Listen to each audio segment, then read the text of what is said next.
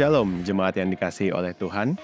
Firman Tuhan berkata, janganlah kita menjauhkan diri dari pertemuan-pertemuan ibadah kita, seperti dibiasakan oleh beberapa orang. Tetapi marilah kita saling menasihati dan semakin giat melakukannya menjelang hari Tuhan yang mendekat. Biarlah setiap kita tetap setia beribadah kepada Tuhan. Di ibadah hari ini, kita akan melaksanakan perjamuan kudus setelah pemberitaan firman Tuhan. Oleh karena itu, Bapak Ibu Saudara dapat menyediakan roti dan anggur di rumah masing-masing. Sebab orang yang berharap hanya kepada Tuhan akan mengalami pertolongan Tuhan. Bagi Bapak Ibu Saudara yang rindu didoakan atau membutuhkan pelayanan konseling, layanan baptisan, penyerahan anak, pemberkatan nikah, layanan kedukaan, dan rindu bergabung dalam komunitas rukun, serta membutuhkan saran medis, saudara dapat menghubungi layanan hotline GBI Philadelphia Blessing Family melalui chat di nomor WhatsApp berikut ini. Tim pastoral dan tim dokter gereja kita siap melayani Bapak Ibu Saudara. Memberi persembahan merupakan wujud dari ibadah kita kepada Tuhan. Bagi saudara yang rindu menabur bagi pekerjaan Tuhan, dapat melakukan transfer bank melalui mobile banking atau internet banking ke nomor rekening berikut ini. Seperti anak-anak panah di tangan pahlawan, demikianlah anak-anak pada masa muda. Gereja kita juga menyediakan komunitas kids, teens, youth, dan profesional sebagai wadah bagi generasi muda. Dapatkan info selengkapnya melalui akun sosial media berikut ini. Jangan lupa like, share, dan subscribe YouTube channel Media Pustaka Berkat agar saudara tidak ketinggalan informasi mengenai pelayanan dan ibadah di gereja kita. Mari siapkan hati kita untuk memuji dan menyembah Tuhan bersama. Selamat beribadah, Tuhan Yesus memberkati. Shalom jemaat yang dikasihi dalam Tuhan. Salam jumpa kembali di ibadah online pada saat ini. Mari kita siapkan hati kita untuk kita datang meninggikan Tuhan. Dan biarlah kemuliaan Tuhan dicurahkan atas setiap kita. Sama-sama kita berdoa sebelum kita memulai ibadah kita saat ini. Kita berdoa. Segala puji syukur kami kembalikan kepadamu, Tuhan yang kami sembah di dalam nama Yesus Kristus, Tuhan dan Juru Selamat kami. Kami bersyukur atas segala kasih penyertaan-Mu dalam hidup kami sampai saat ini. Kami datang padamu lewat ibadah ini Tuhan. Tuhan memberkati ibadah ini dari awal sampai selesainya. Untuk hormat kemuliaan nama-Mu. Dan biarlah berkat-berkat-Mu, mujizat-Mu dicurahkan bagi setiap kami. Terpujilah nama Yesus Kristus Tuhan sampai selama-lamanya. Yang percaya sama-sama katakan amin.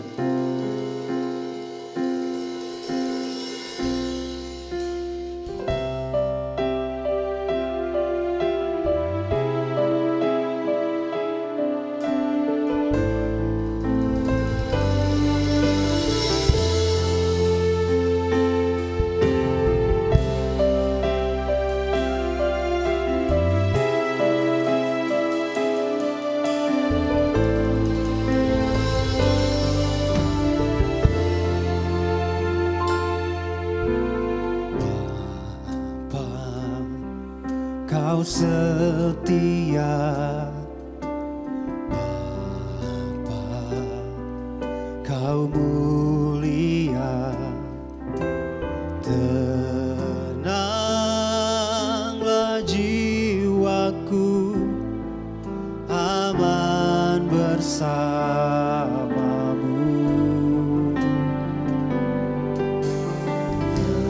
Lebih dari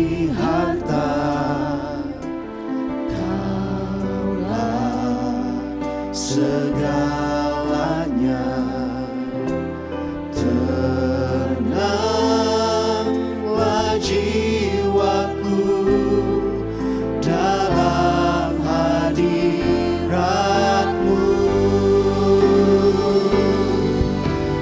Tunjukkan kasih setia-Mu, Kau menyediakan yang ku perlu. Kau setia, Kau mulia, dulu, sekarang, dan selamanya.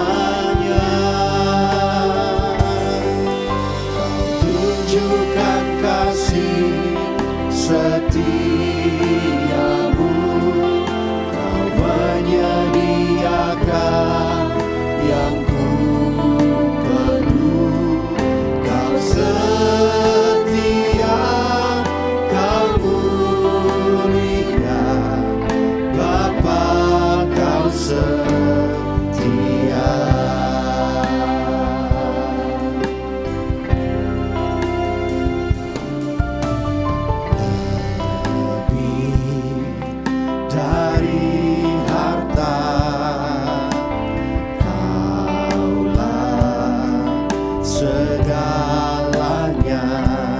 Lebih dari harta, Kaulah segalanya. Tenanglah jiwaku dalam hadirat-Mu. Kau tunjukkan kasih setiamu. Kau menyediakan yang ku perlu. Kau setia, Kau mulia, dulu, sekarang, dan selamanya. Kau tunjukkan kasih setiamu. Kau menyediakan yang ku perlu. Kau setia, Kau mulia, Bapa, Kau setia.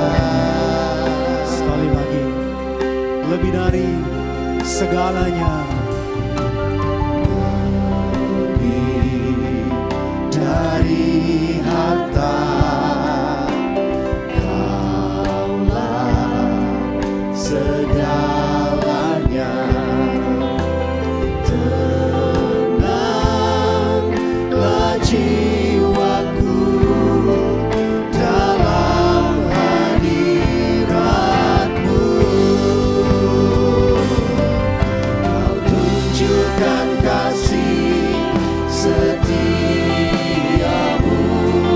Kau menyediakan yang ku perlu. Kau setia, Kau mulia, dulu, sekarang, dan selamanya. Kau tunjukkan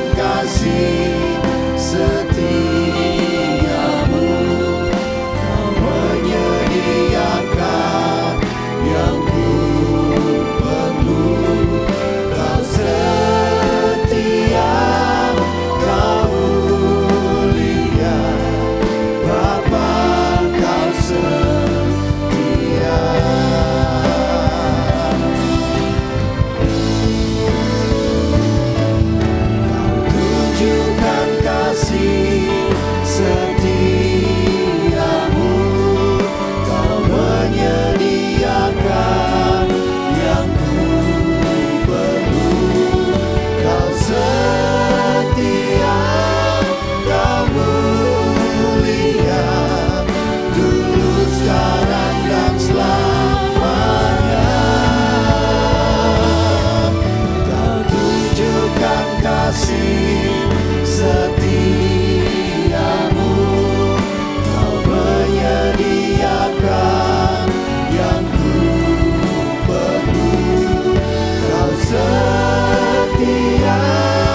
Kau mulia, Bapa, Kau setia.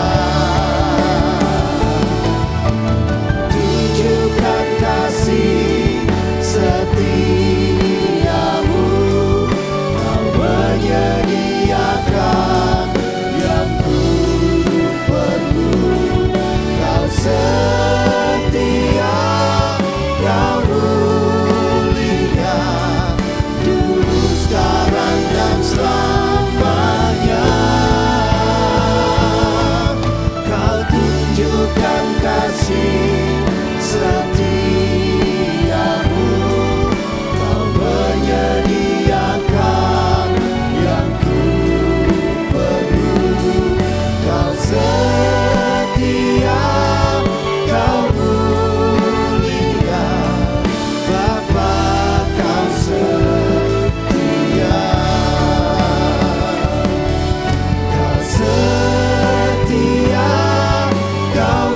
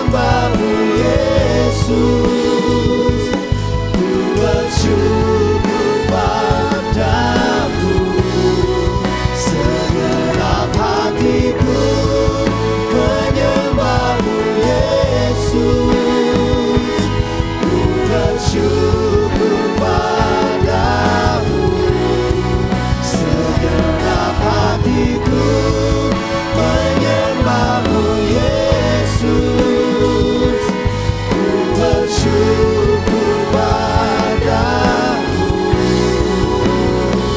selamanya.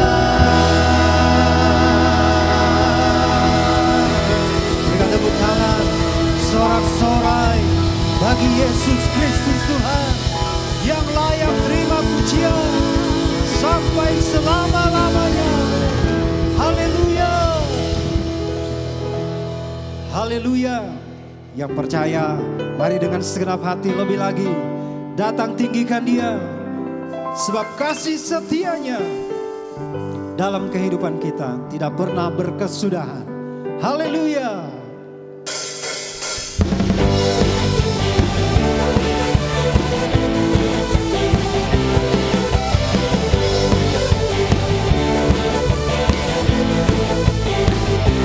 Mari bersama-sama. Kasih setiamu nyata bagiku, hikmat kebajikan tersedia bagiku, sebab alasanku limpahkan segalanya, dan anugerahnya sangat besar bagiku. Aku diberkati, aku dilimpahi, karena alasanku untuk menyediakan. Aku diberkati, aku dilimpahi, atas sempurna anugerah Tuhan bagiku.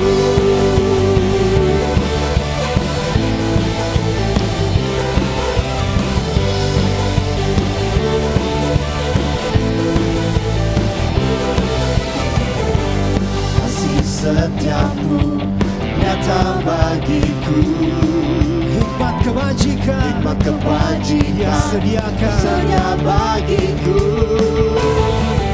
sebab alasanku limpahkan segalanya, dan anugerahnya sangat besar bagiku. Aku diberkati, aku dilimpahi, karena alasanku untuk menyediakan. Aku diberkati, aku dilimpahi, atas sempurna anugerah Tuhan bagiku. Haleluya. Sebab kasih setianya limpah dalam hidup kita.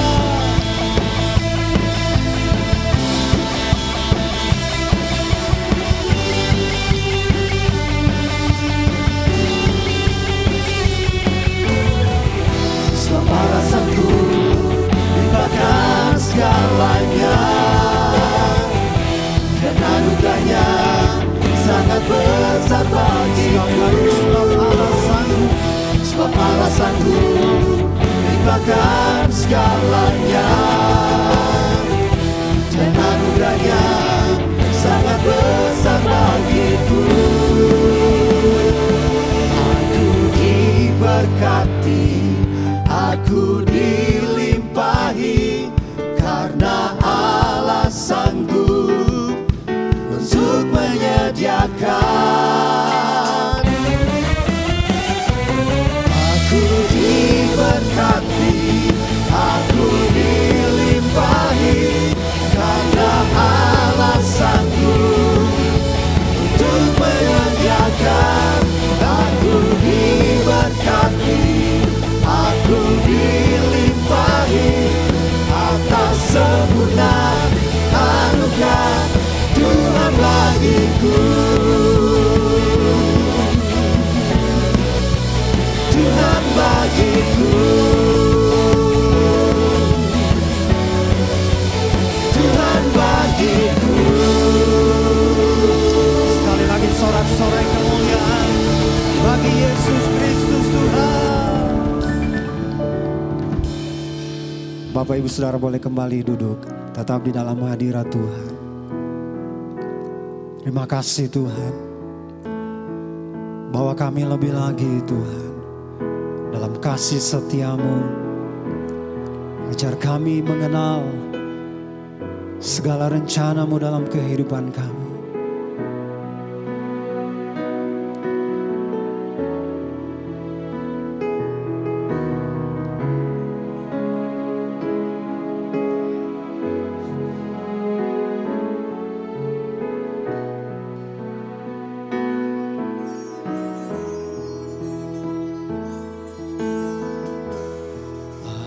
Ajar ku mengerti segala rencana-Mu.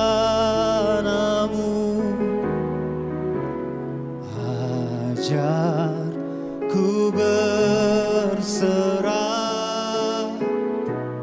hanya padamu.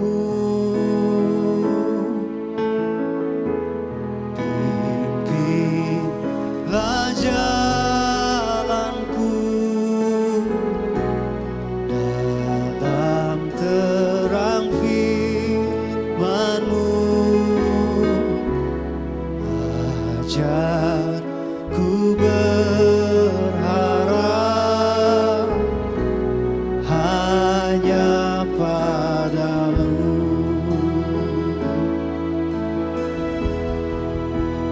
Bapakku, ajar segala rancangan-Mu.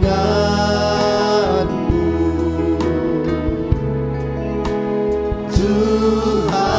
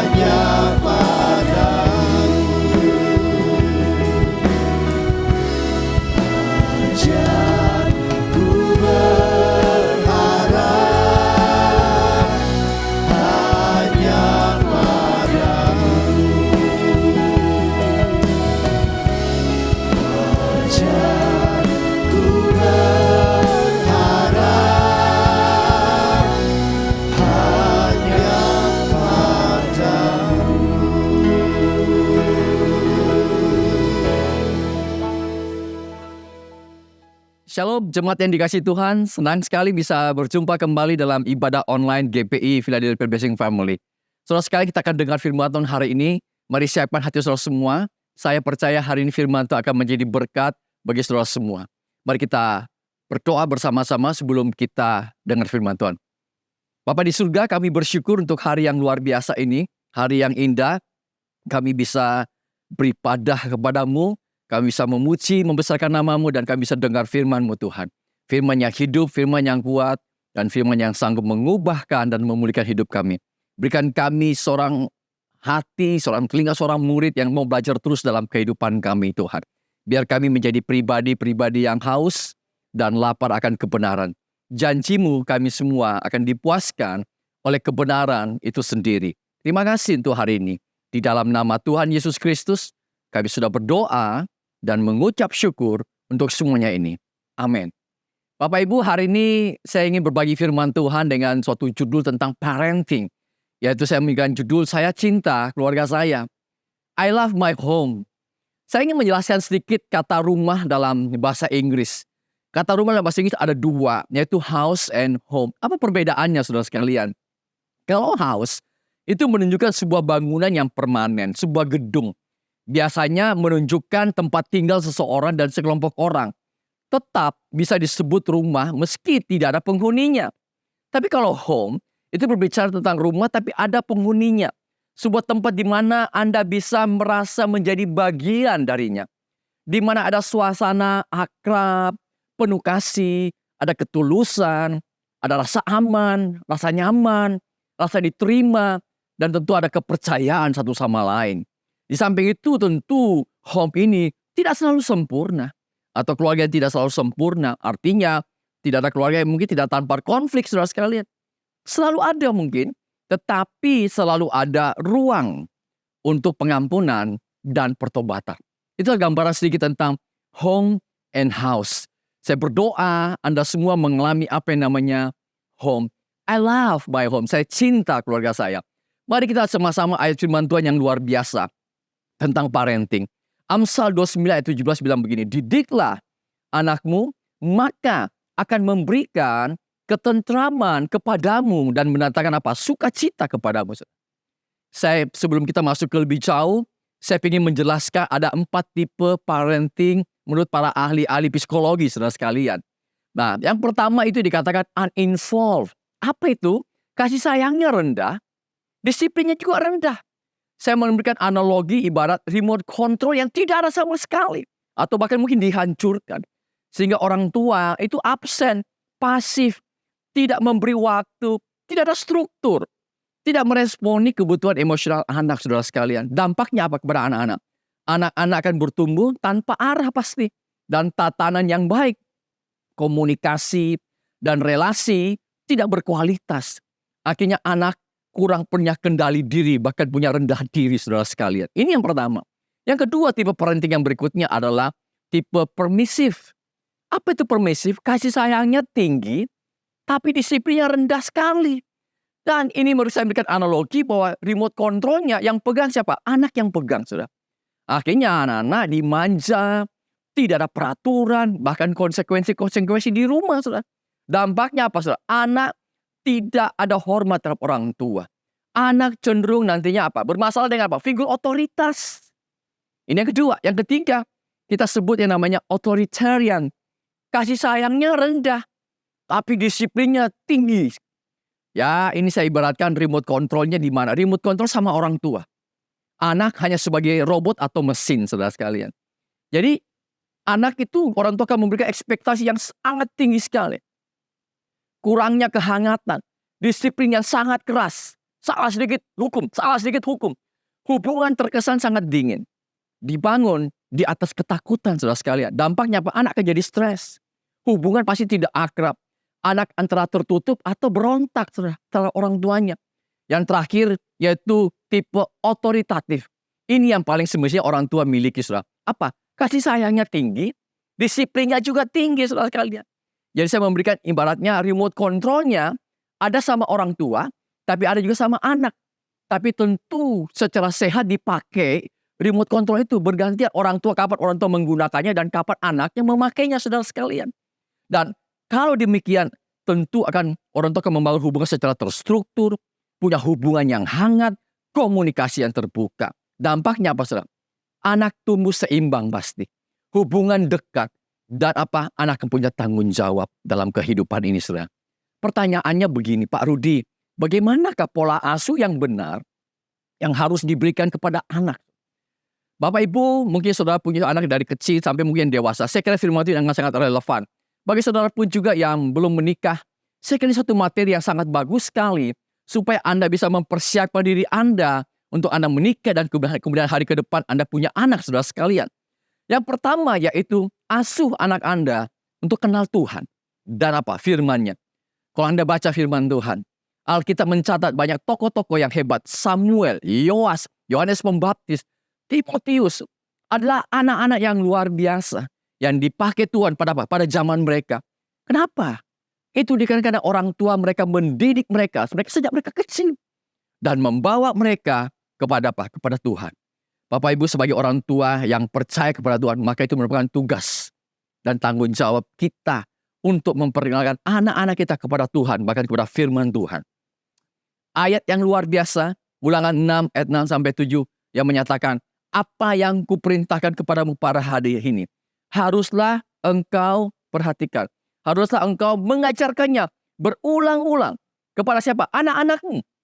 Dan membicarakannya apabila engkau duduk di rumahmu, apabila engkau sedang dalam perjalanan, apabila engkau berbaring, dan apabila apa? Engkau bangun, saudara. Anda perhatikan dimanapun Anda membicarakan firman Tuhan, Anda mendidik, mengajar anak-anak saudara.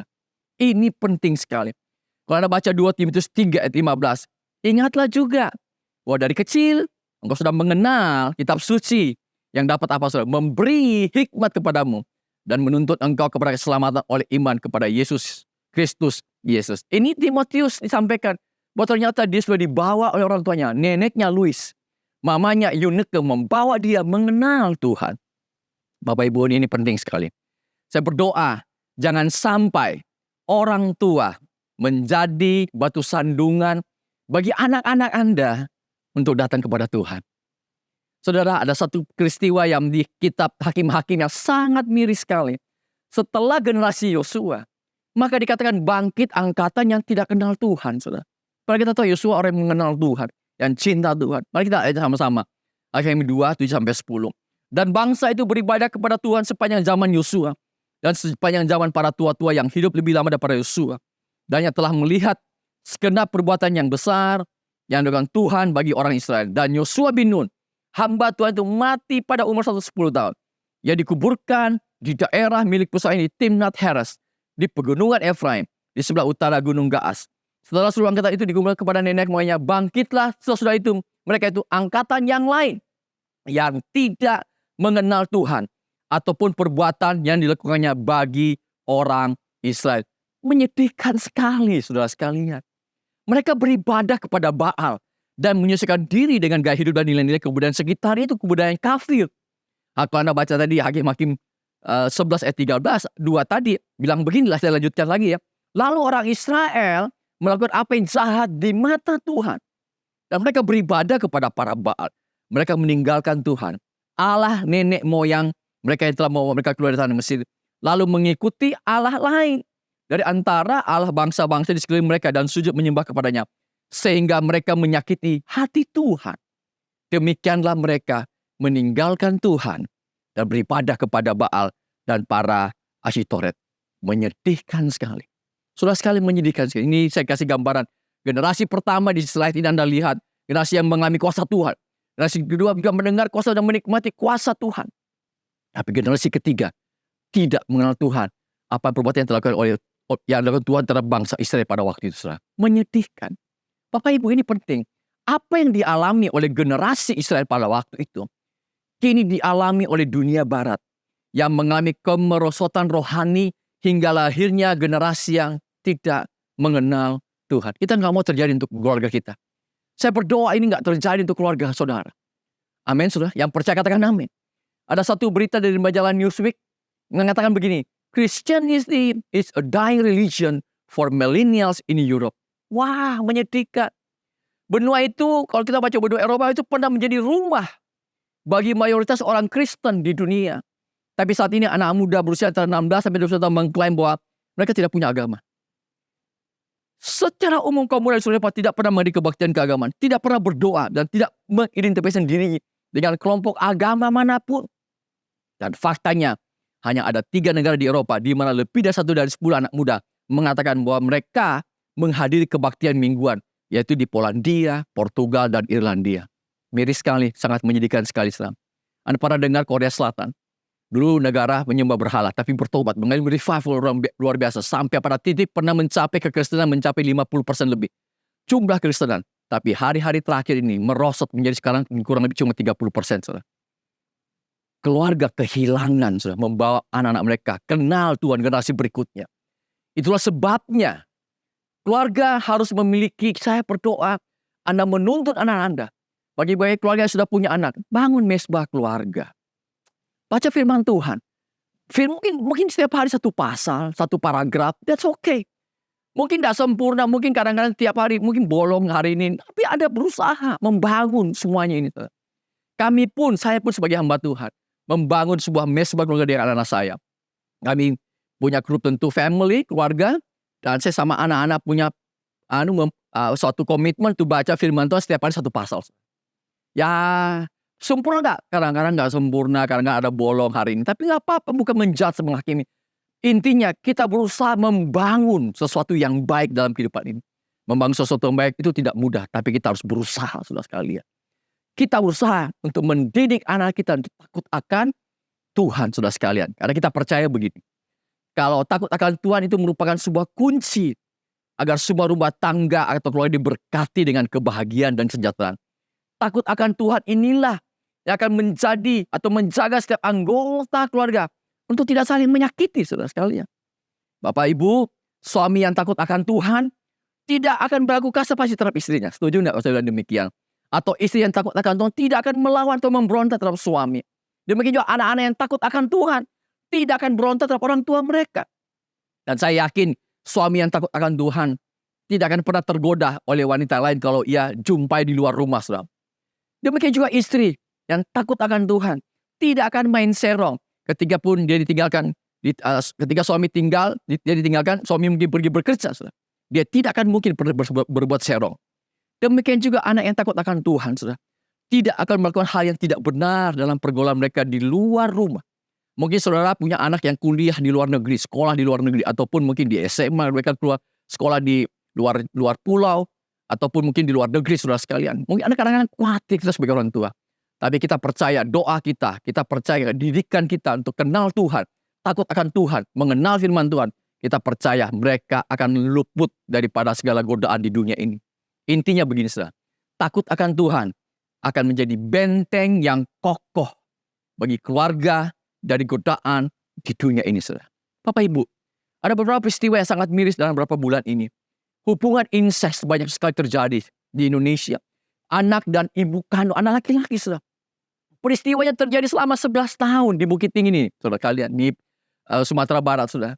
Dan Anda lihat, waktu peristiwa itu ayahnya pun tinggal serumah. Anda bisa bayangkan betapa bobroknya. Belum lagi diketemukan di Banyumas, Jawa Tengah, heboh. Penemuan 4 kerangka bayi. Diduga hasil hubungan incest ayah kandung dengan anak perempuan dia. Sangat menyedihkan. Kemerosotan moral yang sangat luar biasa. Bapak Ibu, ini penting sekali. Untuk Anda yang punya keluarga, anak yang mungkin anak perempuan, ataupun anak laki-laki, saudara. Hati-hati, saudara. Ketika anak Anda pada usia-usia tertentu, ya mungkin usia 7 tahunan ke atas, saudara sekalian. Anda ajar anak saudara untuk tidak boleh sembarangan dipegang oleh siapapun. Mungkin termasuk orang dekat saudara, mungkin omnya, tantenya, saudara sekalian. Ini saya kasih gambaran beberapa poin-poin, beberapa hal yang sebaiknya ayah kandung sebaiknya tidak lakukan kepada anak-anak mereka yang sudah usia 7 tahunan, terutama anak perempuan. Sebaiknya, saudara sekalian, apa itu? Tidur satu ranjang dengan anaknya. Karena supaya dia tahu batasan-batasan mana, saudara. Mana yang tidak boleh dan sebagainya. Atau cium bibir anak. Karena itu kan daerah sensitif dan itu berbahaya. Nanti anak pikir, oh boleh, berarti orang lain bisa nanti cium bibir saya. Ada batasan yang harus dilakukan. Atau memandikan anak, saudara. Karena mereka tahu mana bagian area sensitif dia yang tidak boleh dipegang oleh siapapun juga. Ya saudara sekalian, mungkin ya kecuali kalau ibu kandung, itu pun juga tentu dengan persetujuan anak ini saudara. Nah bapak ibu, atau ganti baju di depan anak. Saya sedih kadang, saya melihat kadang-kadang ada ayah di rumah, kadang pikir di rumah hanya pakai, maaf, hanya pakai celana dalam, jalan-jalan keluar rumah dan sebagainya. Itu udah jadi teladan. Atau menepuk pantat anak saudara, anak perempuan saudara. Atau melihat anak-anak tanpa busana. Anda harus bisa mengatur semua itu dengan baik. Tujuannya supaya tidak terjadi yang namanya hubungan inseks ataupun dilecehkan secara seksual oleh orang-orang terdekat. Nah ini penting. Ini yang pertama saudara. Yang kedua, bagaimana pola asuh yang benar? Asuh anak Anda dengan apa? Keteladanan. Saudara sekalian, firman Tuhan 1 Petrus 5 ayat 3b bilang begini. Tetapi hendaklah kamu apa? Menjadi teladan bagi kawanan domba itu. Firman Tuhan ajar kita menjadi teladan. Dia tahu, yakin aja kita keluarga kita, dimulai dari keluarga kita. Pepatah mengatakan air hujan mengalir tidak jauh dari atapnya. Setuju ya? Atau buah tidak akan jatuh jauh dari pohonnya. Saudara pasti setuju. Demikian juga pepatah ini berlaku dalam mendidik anak kita. Bahwa karakter, sikap, perilaku anak kita tidak akan jauh beda dengan orang tuanya pasti saudara sekalian. Kenapa? Karena memang dalam perkembangan anak sejak dini, mereka mencontoh, meneladani sikap dan perilaku daripada orang tuanya, saudara. Itu pasti, karena itu merupakan lingkungan terdekat, lingkungan yang terutama bagi anak kita, saudara. Ingatlah ini, saudara, perkataan ini. Satu teladan lebih berdampak, lebih powerful daripada 1000 kata-kata. Artinya, teladan lebih efektif dari kata-kata karena langsung melihat contoh yang jelas untuk ditiru. Bapak Ibu, jangan mengajarkan anak Anda untuk tidak berbohong. Nah, jangan kau berbohong, nak. Padahal saudara suami istri saling berbohong. Nggak mungkin. Pasti anak-anak meniru, saudara. Jadi keterangan itu sangat penting sekali. Boleh saya katakan begini. Child is a good imitator. Anak itulah peniru yang sangat bagus sekali, saudara. Child see, child do. Anak melihat, anak melakukan, saudara. Ada sebuah buku yang bagus sekali yang berjudul Children Learn What They Live. Saudara sekalian, itu ditulis oleh seorang yang bernama Dorothy Lonolte. Dia punya puisi yang terkenal dari buku tersebut yang menyatakan anak itu belajar dari kehidupan, saudara sekalian. Anda perhatikan baik-baik. Saya coba bacakan ya. Jelaskan. Jika anak dibesarkan dengan celaan, dia akan belajar memaki. Jika anak saudara dibesarkan dengan permusuhan, dia belajar pasti berkelahi. Jika anak dibesarkan dengan cemoohan, dia belajar menjadi orang rendah diri. Jika anak dibesarkan dengan hinaan, ia belajar menyesali diri. Jika anak dibesarkan dengan toleransi, ia belajar untuk menahan diri. Jika anak dibesarkan dengan dorongan, ia belajar akan menjadi percaya diri. Jika anak dibesarkan dengan pujian, ia akan belajar menghargai. Jika anak dibesarkan dengan sebaik-baiknya perlakuan, ia akan belajar keadilan, saudara. Jika anak dibesarkan dengan rasa aman, ia akan belajar menaruh kepercayaan. Jika anak dibesarkan dengan dukungan, ia belajar menyenangi dirinya. Dan jika anak dibesarkan dengan kasih sayang dan persahabatan, ia belajar menemukan cinta dalam kehidupan. Bapak Ibu, ironis sekali di Indonesia. Seringkali kalau kita bilang orang kalau ranking 1, ranking 2, ranking 3, senang ya. Tapi ini miris, Indonesia masuk ranking 3 sebagai fatherless country. Negara yang tanpa sosok ayah. Tuh, kurangnya sosok ayah. Indonesia masuk kategori yang ketiga di dunia. Menyedihkan. Fatherless atau bisa katakan father hungry. Lapar akan sosok seorang ayah. Apa itu fatherless, saudara? Fatherless adalah ketidakhadiran figur ayah. Baik secara fisik maupun secara psikis atau secara emosional. Dalam pengasuhan dan tumbuh kembang seorang anak, saudara. Padahal kalau kita menyadari, baik ibu maupun ayah, keduanya punya tanggung jawab yang sama besar dalam membesarkan dan mendidik anak-anak kita, saudara. Apa sih dampaknya dari kurang atau tidaknya peran ayah terhadap anak-anak? Saya coba memberikan beberapa, ini penting sekali bagi orang-orang tua. Dampaknya, anak-anak akan rendahnya harga diri. Anak akan tumbuh dengan kondisi psikologis yang tidak matang atau kekanak-kanakan. Dia akan menjadi anak yang tidak mandiri. Kesulitan menetapkan identitas seksual mereka. Beberapa kasus-kasus anak yang gay, lesbian, itu karena mereka tidak punya figur ayah yang dalam kehidupan mereka, saudara sekalian. Mereka akan kesulitan dalam belajar. Mereka kurang bisa mengambil keputusan atau tidak tegas. Bagi anak perempuan, apa dampaknya setelah dewasa sulit menentukan pasangan yang tepat untuknya. Sehingga mereka salah memilih pria yang layak. Bahkan mereka bisa melakukan hubungan seks bebas. Yang inilah dampak-dampak yang bisa terjadi, saudara sekalian. Saya berdoa bagi bapak-bapak, ayah yang mendengar, gua harus hadir baik secara fisik maupun secara emosional ke anak-anak saudara. Yang ketiga, pola pengasuhan, pola asuh yang benar kepada anak kita. Yang ketiga adalah asuhlah anak Anda dengan apa? Dengan kasih. Kolose pasal 3 ayat 12 bilang begini. Karena itu sebagai orang-orang pilihan Allah yang dikuduskan dan dikasihinya, kenakanlah belas kasihan, kemurahan, kerendahan hati, kelemah lembutan, dan apa saudara? Kesabaran. Bapak Ibu perhatikan ini. Anak membutuhkan yang namanya perasaan dicintai. Perasaan diterima apa adanya tanpa syarat. Dan perasaan aman dari orang tuanya. Karena ini akan sangat mempengaruhi perkembangan dan pertumbuhan karakter dan moral seorang anak. Saya berdoa untuk orang tua yang mendengar firman Tuhan hari ini. Engkau harus lebih mengenal anak-anak saudara. Banyak orang tua yang tahu masalah-masalah yang terjadi di dunia. Bahkan masalah perselingkuhan selebriti A, selebriti B. Mereka tahu persis secara detail, saudara. Namun sedih sekali, masalah anak sendiri banyak yang tidak tahu. Satu kali di Singapura, itu diadakan suatu survei. Dilihat orang tua dengan susternya, mana yang lebih kenal anaknya. Waktu ditanya, apa cita-citanya. Waktu ditanya siapa teman dekatnya. Wah, ternyata kaget sekali. Yang lebih tahu anaknya itu, anak itu saudara, susternya saudara. Sedih saudara sekalian. Nah hari ini saya mau coba berikan bagaimana kita orang tua belajar mengenal bahasa cinta anak-anak kita, bahasa kasih. Ada sebuah buku yang bagus sekali, itu namanya 5 bahasa cinta atau The 5 Love Languages yang ditulis oleh seorang yang sangat luar biasa namanya Gary Chapman.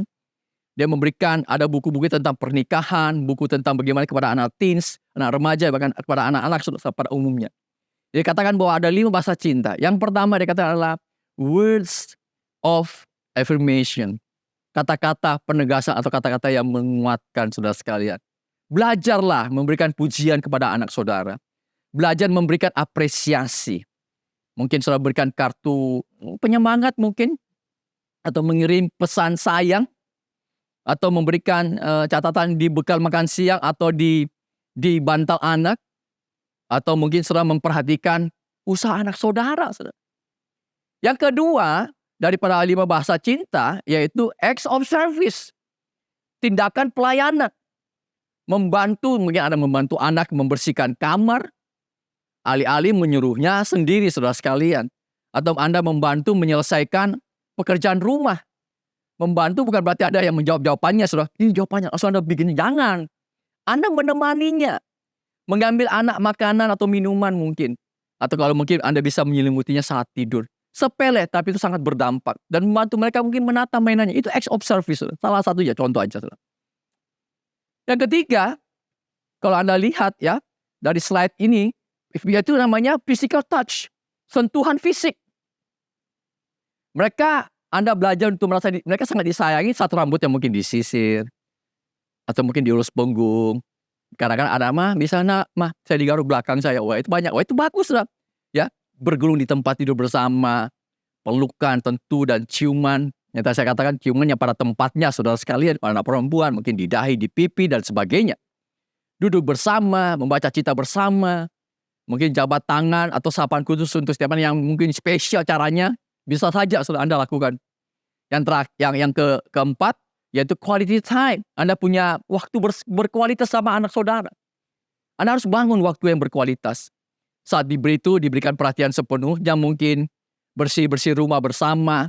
Ditanya mengenai harinya. Mungkin mengenai kerajinan bersama. Bisa saja mungkin makan bersama. Secara spesial berdua mungkin. Bermain keluar bersama. Atau membaca cerita bersama. Atau mungkin melakukan hobi bersama saudara. Masing-masing lakukan tapi berdampingan. Gak apa-apa saudara. Tapi ada usaha dari orang tua untuk punya kualitas waktu bersama anak-anak saudara. Yang terakhir adalah anak-anak merasa di bahasa cinta itu kalau mereka menerima hadiah gift. Mungkin membuatkan makanan atau kudapan favorit. Atau mungkin selalu memberikan hadiah yang bermakna di hari-hari biasa. Bukan hari ulang tahun. Atau mungkin hari spesial, bukan. Tapi ada juga menginginkan sesuatu saat jauh. Bisa juga mungkin dititipkan pada keluarga lain lalu diberikan pada anak saudara. Atau Anda memberikan hadiah yang spesifik, tapi memiliki makna yang personal bagi dia. Mungkin batu, bunga cantik, atau apapun, saudara. Menyukai dan hadiah yang diberikan oleh anak saudara, masa mau berikan mama. Anda belajar untuk menyukai atau menghargai pemberian anak saudara. Yang percaya katakan amin, saudara. Jadi belajarlah untuk mengenal bahasa cinta anak saudara. Ada 5 tadi saya sudah sampaikan. Yang terakhir, saudara, bagaimana pola asuh yang benar yang harus diberikan kepada anak kita, saudara. Yang terakhir, asuh anak kita dengan disiplin. Amsal pasal 29 ayat 15 bilang begini. Tongkat dan teguran mendatangkan apa? Hikmat. Tetapi anak yang dibiarkan melakukan ibunya, saudara. Saudara, selain cinta kasih dan perhatian dari orang tua, seorang anak juga perlu diasuh dengan disiplin. Ini harus anak nangkep benar-benar. Karena anak yang dibiarkan bebas tanpa aturan akan susah diubahkan dan cenderung memberontak dan akan bisa mempermalukan orang tuanya ke depan, saudara. Dan kita harus menyadari tujuan disiplin itu sendiri haruslah bisa mengajarkan anak saudara untuk membedakan mana yang salah, mana yang tidak salah. Atau Anda mengajarkan etika, tata krama, dan perilaku yang benar kepada anak saudara. Atau saudara mengajarkan turut aturan yang sudah disepakati oleh keluarga saudara. The rules of your family. Jadi, disiplin itu melatih ketaatan dan kepatuhan. Disiplin itu belajar untuk anak tunduk pada otoritas, saudara sekalian. Disiplin jangan diartikan dengan artinya Anda melakukan kekerasan pada anak, tempeleng anak, pukul kepalanya. Jangan, saudara sekalian. Ini penting diingat, saudara sekalian, untuk kita sama-sama ingat. Anak yang selalu dikritik tanpa dipuji akan menjadi anak yang kehilangan kepercayaan diri, saudara. Tapi kalau anak yang selalu dipuji tanpa dikritik menjadi anak yang cenderung sombong dan arogan. Karena itu hukumnya begini, saudara sekalian. Mengkritik tanpa memuji hanyalah menimbulkan luka dan kepahitan. Memuji tanpa mengkritik hanya menciptakan pribadi yang yang rapuh, saudara sekalian. Saya mendapati kadang-kadang kita orang tua ini kadang-kadang suka emosional, marah, sehingga kadang-kadang kata-kata dari orang tua itu bersifat toksik kepada anak-anak kita. Tahu toksik ya? Menyakitkan, menghancurkan, sebagai racun pada anak kita. Contoh, karena kita orang tua kalau mungkin emosional, masa kayak begini aja nggak becus? Kamu itu anak manja banget. Ya. Atau kita emosi bilang dasar nggak berguna. Atau kita biasa bilang kamu memangnya bisa apa? Nggak ada berbakti sama orang tua. Mungkin karena sudah jengkel sekali. Sampai kata-kata anak pembawa sial kamu memang. Ada yang mungkin bilang nggak usah, hidup aja kau. Nggak bisa ngapa-ngapain. Wah, itu kata-kata yang sangat toksik. Kalau begini, kamu mau jadi apa? Nyesel ngelahirin kamu. Itu kata-kata yang toksik, saudara sekalian. Saudara sekalian, ada suatu kisah yang memilukan hati kita. Ini kisah nyata, true story. Seorang yang bernama Gabriel Fernandez. Dia punya ibu dan punya ayah tiri atau kekasih lah. Ayah sambung, saudara. Ternyata dia suka mengalami kekerasan dalam rumah tangga yang dilakukan oleh ibunya dan ayah tirinya, saudara sekalian. Satu kali, karena dia dipukul apa semua, dia tanya sama gurunya. Bu, apa normal bagi ibu untuk memukul anak-anak mereka? Apakah normal kalau seorang ibu memukul dengan bagian sabuk yang ujungnya terbuat dari logam dan dia pukul anaknya dan sampai berdarah? Apakah normal, Bu? Wah, gurunya kaget. Ini setelah diperiksa ternyata Gabriel ini mengalami kekerasan dalam rumah tangga dari kekerasan dari ibunya, bahkan dari juga kekasihnya. Dan akhirnya, saudara, ibunya ini melapor kepada dinas sosial pada waktu itu bahwa anak ini mengalami kekerasan dalam rumah tangga, harus dilindungi. Dinas sosial ini datanglah, ada tim yang datang beberapa orang ke sana. Waktu datang sana, ya orang tuanya pura-pura baik semua keluarganya. Tapi setelah dinas sosial ini pulang, seolah tidak terjadi apa-apa. Mamanya tambah marah. Karena dia, kenapa kau melapor kepada gurumu? Dan akhirnya dilapor ke dinas sosial. Akhirnya bukan mamanya tambah baik, mamanya tambah parah sekali. Malah memukul anaknya lebih kejam lagi. Ini Gabriel, saudara sekalian. Satu kali, ibunya karena mungkin sudah melakukan di luar batas, dia pukul anaknya.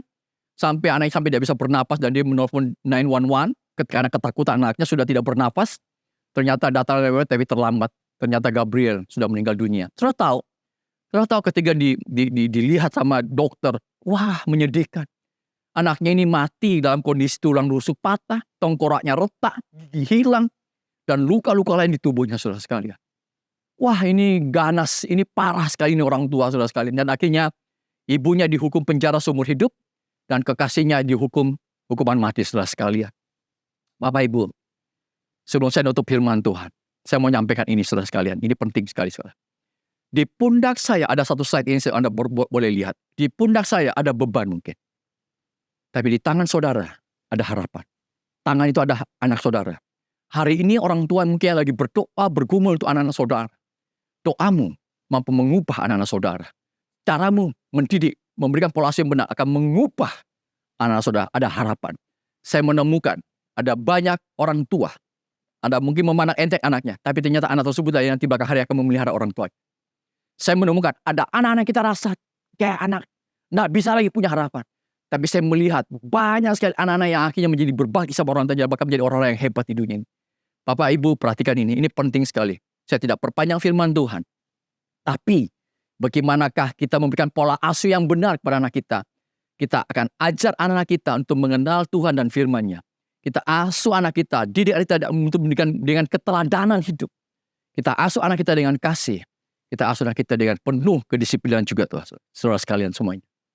Sebelum saya akhir dan saya berdoa untuk saudara, ada pesan Tuhan untuk orang tua. Untuk orang tua tidak ada kata terlambat dalam parenting.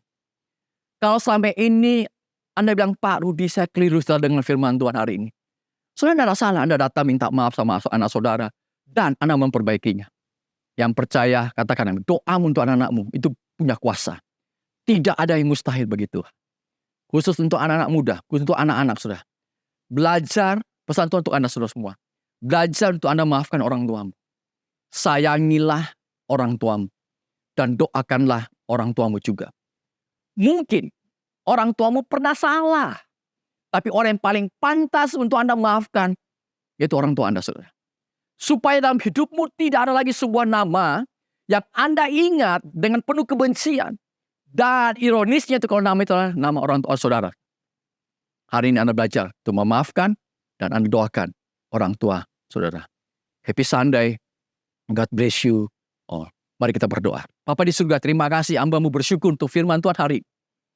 Hamba berdoa bagi orang-orang tua yang dengar firman Tuhan. Bagaimana hidup kami diubahkan Tuhan.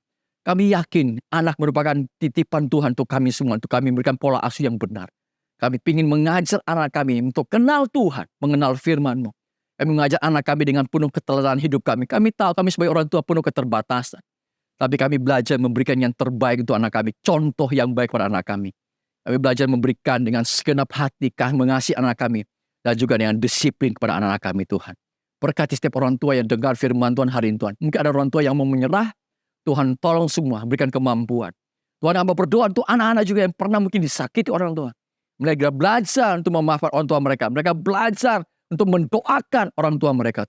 Tuhan tolong semuanya. Sehingga kami melihat sebuah keluarga yang dipulihkan Tuhan. Keluarga yang diberkati Tuhan. Keluarga yang mengalami kemuliaan Tuhan. Terima kasih untuk hari ini. Di dalam nama Tuhan Yesus Kristus. Kami sudah berdoa dan mengucap syukur untuk semuanya ini. Amin.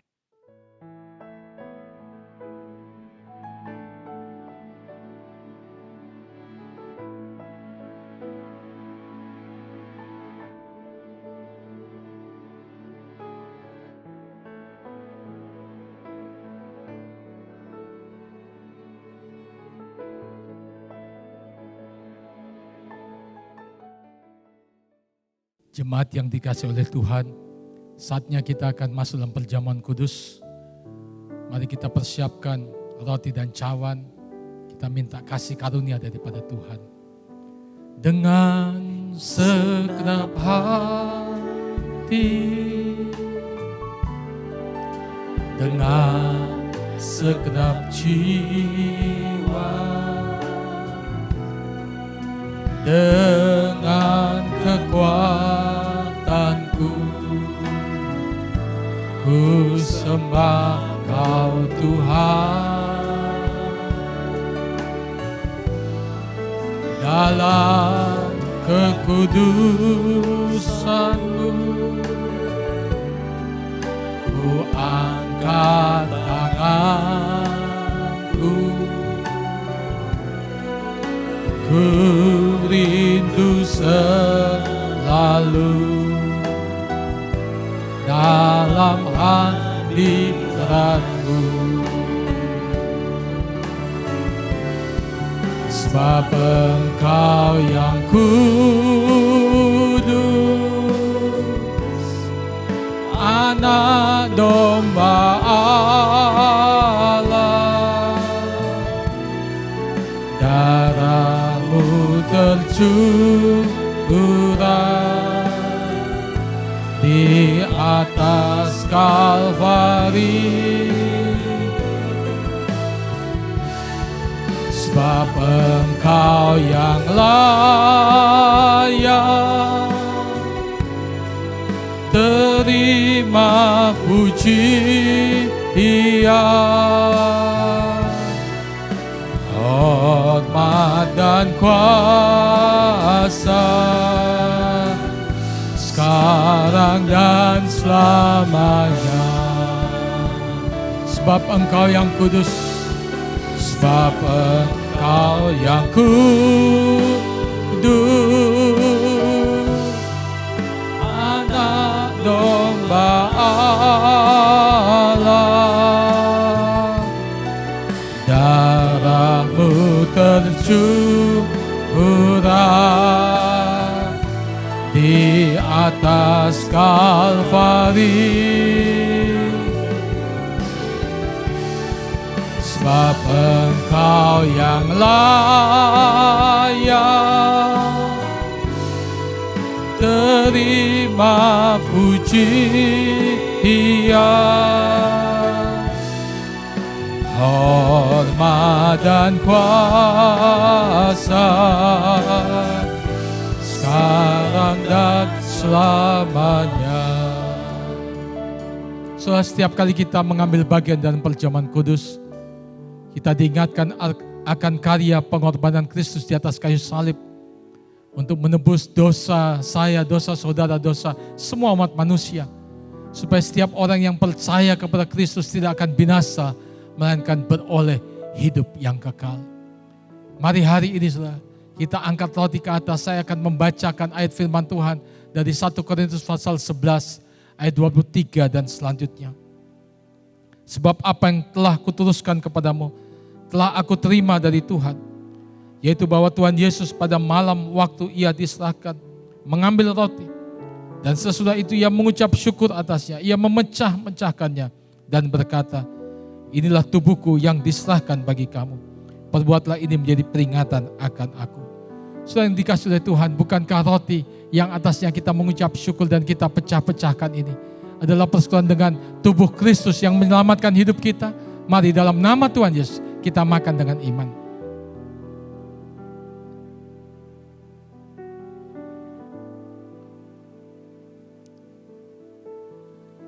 Sebab Engkau yang kudus, Anak domba Allah, darah-Mu tercurah di atas Kalvari. Sebab Engkau yang layak terima pujian, hormat dan kuasa sekarang dan selamanya. Mari sembah Dia. Tinggikan Dia sebelum kita minum cawan. Ori Allah pasyahandala pakuri Allah pasyahandala pakuri Allah pasyahandala pakuri syahandala pakuri Allah pasyahandala pakuri Allah pasyahandala pakuri. Terima kasih Tuhan, terima kasih. Kami percaya Tuhan lewat perjamuan kudus ini Tuhan, kami dikuatkan iman kami. Kehidupan kasih kami bertambah-tambah kepada Tuhan. dan pengharapan kami semakin kokoh di dalam Engkau. Demikian juga ia mengambil cawan sesudah makan lalu berkata, cawan ini adalah perjanjian baru yang dimeteraikan oleh darahku. Perbuatlah ini setiap kali kamu meminumnya menjadi peringatan akan aku. Sebab setiap kali kamu makan roti dan minum cawan ini, kamu memberitakan kematian Tuhan sampai ia datang. Saudara, bukankah cawan yang atasnya kita mengucap syukur ini adalah persekutuan dengan darah Kristus yang menyucikan hidup kita, memeteraikan kita, dan oleh bilur-bilurnya sakit penyakit kita disembuhkan. Mari dalam nama Tuhan Yesus kita minum dengan iman.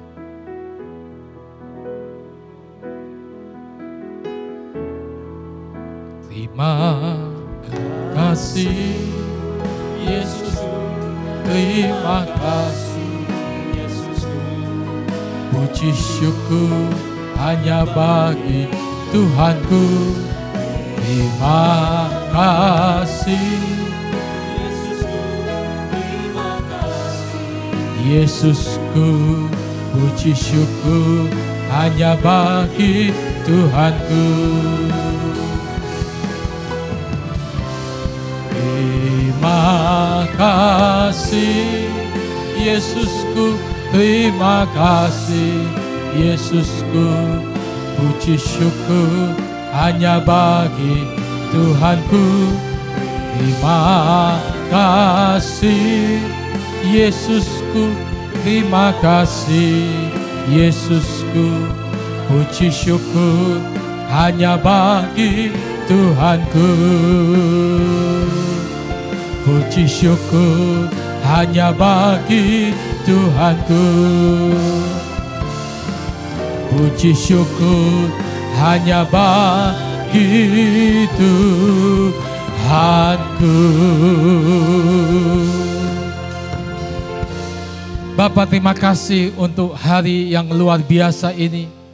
Kami boleh beribadah bersama-sama, mendengarkan firman Tuhan, dan juga boleh mengambil bagian dalam perjamuan kudus. Terima kasih Tuhan untuk kasih anugerah yang tidak pernah berkesudahan untuk setiap kehidupan kami. Memberkati hamba-Mu yang sudah menjadi saluran berkat. Terus Engkau pakai, Engkau urapi lebih lagi Tuhan, untuk menyampaikan kabar pengharapan, kabar keselamatan, dan kabar sukacita bagi setiap umat Tuhan. Terima kasih. Kami juga percaya bahwa setiap firman tidak pernah kembali dengan sia-sia. Firman Tuhan akan mengubah kehidupan kami. Bahkan akan membuat kehidupan kami menjadi berkemenangan di dalam Tuhan. Terima kasih untuk hari ini Tuhan. Memberkati juga semua yang sudah melayani di rumah Tuhan. Memberkati semua umat Tuhan dengan berkat yang terbaik. Seluruh persembahan hari ini Tuhan memberkati. Kami belajar untuk memberi dengan sukacita, dengan sukarela, dengan penuh ucapan syukur. Terima kasih Bapa. Akhirnya kekasih-kekasih Tuhan, terimalah berkat daripada Allah Bapa di surga. Kasih anugerah daripada Tuhan kita Yesus Kristus. Persekutuan penghiburan oleh kuat kuasa Roh Kudus memimpin menyertai kita. Hari ini sampai Maranatha, Tuhan Yesus datang untuk kedua kalinya. Dan semua kita masuk dalam kemuliaan surgawi. Sekali percaya Yesus, seterusnya percaya Dia diberkati untuk jadi berkat. Dalam nama Tuhan Yesus, setiap kita yang percaya katakan amin. Tuhan Yesus memberkati.